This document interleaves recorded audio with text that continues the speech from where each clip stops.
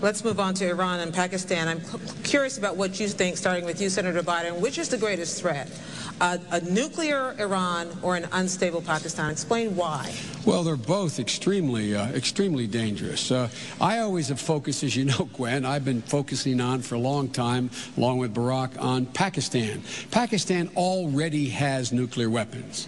Pakistan already has deployed nuclear weapons. Pakistan's weapons can already hit Israel and the Mediterranean. Iran getting a nuclear weapon would be very, very destabilizing. They are not close to getting a nuclear weapon that's able to be deployed.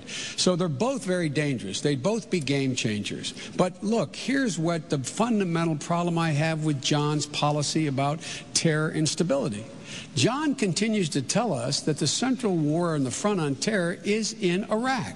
I promise you, if an attack comes in the homeland, it's going to come, as our security services said, it's going to come from al-Qaeda planning in the hills of Afghanistan and Pakistan. That's where they live. That's where they are. That's where it will come from. And right now, that resides in Pakistan. A stable government needs to be established. We need to support that democracy by helping them not only with their military, but with their governance as well as their economic well-being.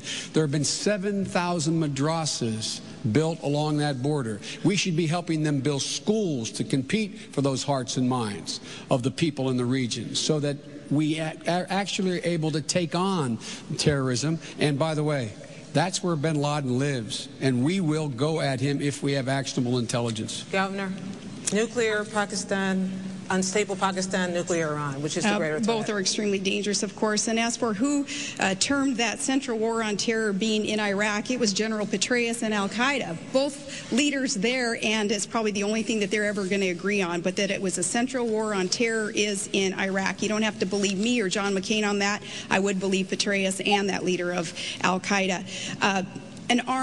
Nuclear armed, especially Iran, is so extremely dangerous to consider. They cannot be allowed to acquire nuclear weapons, period. Israel is in jeopardy, of course, when we're dealing with Ahmadinejad as a leader of Iran. Iran claiming that Israel is, he termed it a stinking corpse, a country that should be wiped off the face of the earth. Now, a leader like Ahmadinejad, who is not sane or stable when he says things like that, is not one whom we can allow to acquire nuclear energy, nuclear weapons.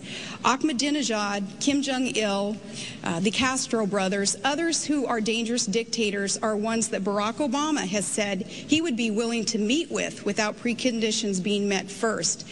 An issue like that, taken up by a presidential candidate, goes beyond naivete and goes beyond poor judgment. A statement that he made like that is downright dangerous because leaders like Ahmadinejad, who would seek to acquire nuclear weapons and wipe off the face of the earth, an ally like we have in Israel, should not be met with without preconditions and diplomatic efforts being undertaken first.